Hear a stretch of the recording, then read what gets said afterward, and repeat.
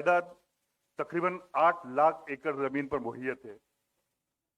इसका एक मतलब यह हुआ कि मुसलमानों के खालिस हक का एक जबरदस्त खजाना मुल्क भर में बिखरा पड़ा हुआ है। CWC यानी सेंट्रल वक्फ काउंसिल ने सभी स्टेट वक्फ बोर्ड है उनसे मुल्क के बड़े शहरों में मौजूदा जायदाद का बाजार नरखा यानी करंट मार्केट वैल्यूएशन हासिल किया है।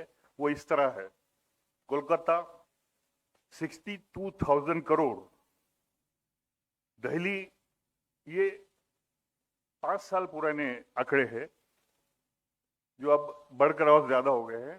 तो कलकत्ता में 60,000 करोड़ रुपए की प्रॉपर्टी है जो रजिस्टर्ड है, जो अनरजिस्टर्ड है उसके अलग मामले हैं। दिल्ली में 28,000 करोड़ से 30,000 करोड़ तक, हैदराबाद में 20,000 करोड़, मुंबई में 70,000 करोड़, चेन्नई में 8,500 करोड़, बेंगलुरु में 3,600 करोड़। यानी ये 6 मेट्रोज में ये प्रॉपर्टी जो है तकरीबन 1.5 लाख करोड़ रुपीस की है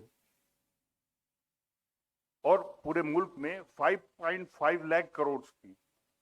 These properties are located at the city center, and if they are put to efficient and marketable use, they can generate at least a minimum return of 10%, which comes around 3,600 crore. अगर उनको किसी तरह अमल में लाया जाए, उसका मुनाफा कमाया जाए, अगर उसका 10% भी आए तो वो 3,600 करोड़ रुपए के करीब होता है। एंड दिस इज अ हक fund and could be sufficient for socio economic and educational development of Muslims. यानी काफी अमाउंट हर साल जमा हो सकती है ये हर साल में, जिससे ये सारे मसाइल हल हो सकते हैं मुसलमानों के एजुकेशन के, बेवाओं के, स्टूडेंट्स के फीस के वगैरह वगैरह। अगर ये तमाम औकाफ सही तरीके से इस्तेमाल में लाई जाए तो मिल्लत के तकरीबन 70% माली मुश्किलात का हल हो सकता है। मसलन यूनिवर्सिटी, कॉलेज, मदारिस, मस्जिद की ज़रूरत तकमील हो सकती है। नेस तलबा, बेवाओं और माजूर अफराद के मुश्किलात आसान हो सकते हैं। और हुकूमत अच्छी तरह समझती है कि अगर मुसलमानों को इस औकाफ ही की पूरी तरह सुपुर्द कर दिया जाए तो इनकी तेज रफ्तार तरक्की से कोई रोक नहीं सकता। इसलिए वक्फ जायदादों को वो हुकूक देना नहीं चाहती जो पब्लिक प्रॉपर्टीज को हासिल है, बल्कि वक्फ के निज़ाम में ऐसे खुशामद, बेजमीर और हुकूमत के इशारों पर काम करने वाले मुफाद परस्तों को बिठा दिया जाता है, जो न सिर्फ ये कि औकाफ के मकासद का खून करते हैं बल्कि मुसलसल इनको बर्बाद करते रहते हैं। इसी वजह से 80 से 70% वक्फ जायदाद पर गैर कानूनी तौर पर औरों का या लैंड माफिया का कब्जा है, बल्कि कई रियासतों में स्टेट की हुकूमतों ने औकाफ की जायदाद पर कब्जा कर रखा है। जैसे कि अभी YSR रेड्डी जब वहाँ के चीफ मिनिस्टर थे तो उन्होंने हैदराबाद में 1,630 एकड़ जमीन जो दरगाह हुसैन शाह वली की थी, वो जो उस वक्त 3,200 करोड़ रुपए की थी, वो AP इंडस्ट्रियल कॉरपोरेशन को दे दी। चंद्रबाबू नायडू ने 1,100 एकड़ जमीन एयरपोर्ट अथॉरिटी को दे दी। जो एयरपोर्ट बना हुआ है वो वक्फ की जमीन पर बना हुआ है, हैदराबाद का जो बेहतरीन तरीन एक हिंदुस्तान का एयरपोर्ट है, और जिससे कोई रिटर्न्स हमको नहीं मिल रहे हैं।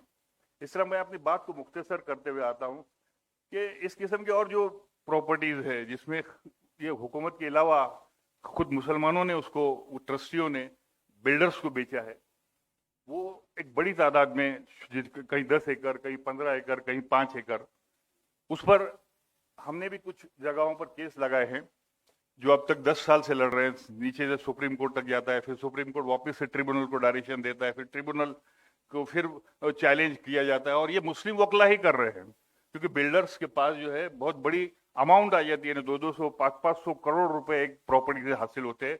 तो ऐसे वकीलों को, और वो मुस्लिम वकील ही अपॉइंट करते हैं, मुस्लिम वकील उसको ऐसे पेचीदगियों में उलझा देते हैं कि 10-10 साल तक उन केसों से बाहर निकलना मुश्किल हो जाता है। और उस पर केस करने वालों पर फौजदारी केस भी लगाए, हम पर भी फौजदारी केस लगाई गई, झूठे लगाए गए, जिसको हमको निर्दोष साबित करने में हमको 5-5 साल कोर्ट में चले गए और इस किस्म के दबाव लाए गए। बहरहाल मैं मुख्तसर करते हुए और आता हूँ कि जो 1995 का एक्ट आया था गवर्नमेंट ऑफ इंडिया का, उसमें महाराष्ट्र गवर्नमेंट ने एक तरतूब निकाली, एक नोटिफिकेशन निकाला कि महाराष्ट्र में जितनी भी वक्फ की प्रॉपर्टीज है उनकी सर्वे करके एज इमीडिएटली उस पर से मुतवल्लियों के, जमींदारों के और कब्जादारों के नाम निकालकर वो वक्फ की प्रॉपर्टी ऐसे इंदराज किया जाए। और इसको पायलट तत्व के ऊपर पूना और परभनी को चुना गया और वहां पर उस नोटिफिकेशन के जरिए काम शुरू हुआ, सारे सर्वे हुआ।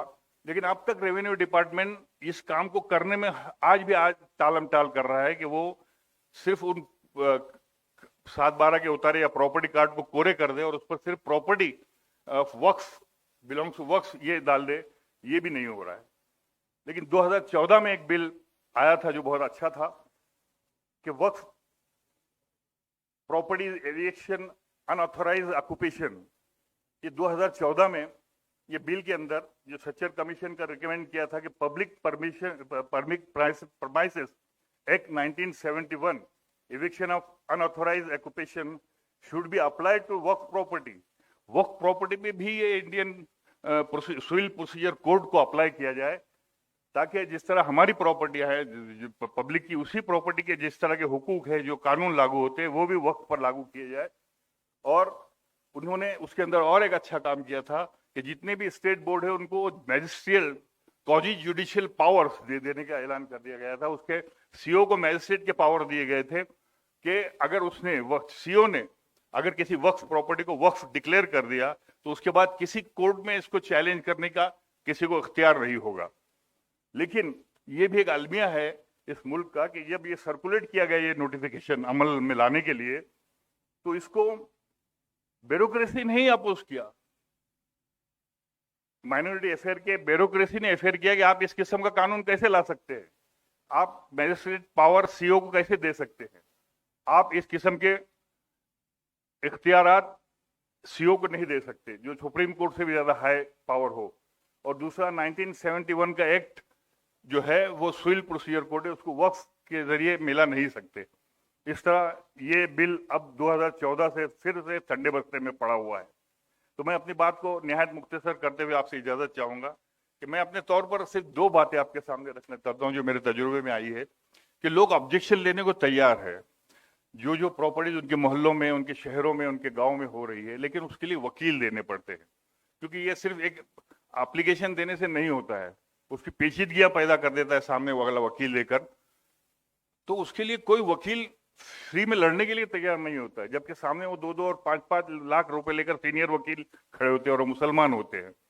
तो ऐसी हालत में उन लोगों की जो ये केस लड़ना चाहते हैं उनकी कमर टूट जाती है, वो सुप्रीम कोर्ट तक जा नहीं सकते क्योंकि ये सुप्रीम कोर्ट तक जाकर वापस आता है। ये हमारे तजुर्बे में आया है, जबकि सारे पेपर हमारे पास मौजूद है पेशवा के जमाने के, शिवाजी महाराज के जमाने के, जब वो वक्फ की गई प्रॉपर्टीज के तांबड़क पट बोलते हैं वो मौजूद है, गवर्नमेंट के पास वो रिकॉर्ड मौजूद है। लेकिन ये साबित करने के लिए इतना बड़ा चक्कर लगाने में लाखों रुपए सिर्फ वकीलों को चले जाते।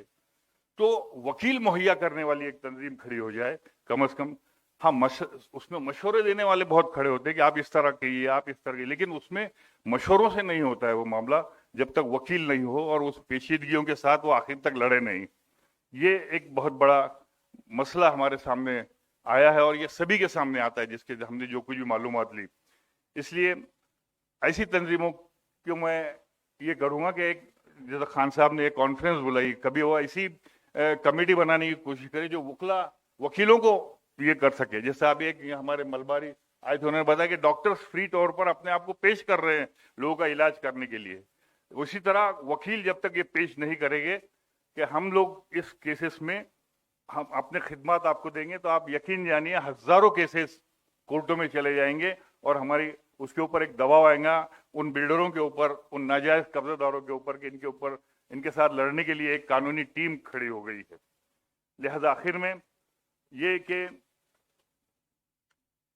2021 में हुकूमत ने जो urban works property development scheme produce की है वो एक अच्छी स्कीम है, उसका हम स्वागत करते हैं कि जो वक्फ प्रॉपर्टी बेकार पड़ी है, अगर वो कोई प्रपोजल, जिसका नाम उन्होंने शहरी वक्फ संपत्ति विकास योजना रखा है सेंट्रल गवर्नमेंट ने, उसमें अगर कोई प्रपोजल वो देता है तो उसके बगैर लोन के उसको करोड़ों रुपए, उसकी जो अभी ये है स्कीम की, वो दे सकते हैं, देते हैं, दे रहे हैं, जिसके जरिए ये बेकार पड़ी हुई प्रॉपर्टियां डेवलप की जा सकती है। लेकिन इसके लिए भी तंजीमों को आगे आना पड़ेगा, आर्किटेक्चर को, जो आर्किटेक्चर है उनको आगे आना पड़ेगा कि भाई आप इससे इतना पैसा कमा सकते हैं, ये डेवलप करने के लिए इतने पैसे की जरूरत है, ये प्रोजेक्ट रिपोर्ट हम बना के देते हैं, ये प्रोजेक्ट रिपोर्ट आप इस डेवलपमेंट कॉर्पोरेशन में पेश कीजिए। इस किस्म की भी एक मूवमेंट चलाई जानी चाहिए, ताकि जो कुछ भी थोड़ी बहुत प्रॉपर्टी हमारे हाथ में है उसको डेवलप किया जा सके।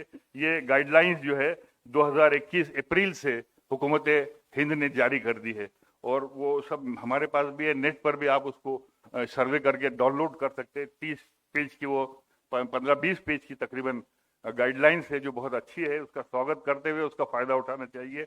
बहुत कम वक्त दिया गया था, ये एक ऐसा सब्जेक्ट है जिसके ऊपर घंटों घंटे बोला जा सकता है, लेकिन बहुत सारे लोग बोलने वाले हैं, इसलिए मैं अपनी बात को यहीं पर मुख्तसर करते हुए आपसे इजाजत चाहता हूँ। शुक्रिया, खुदा हाफिज।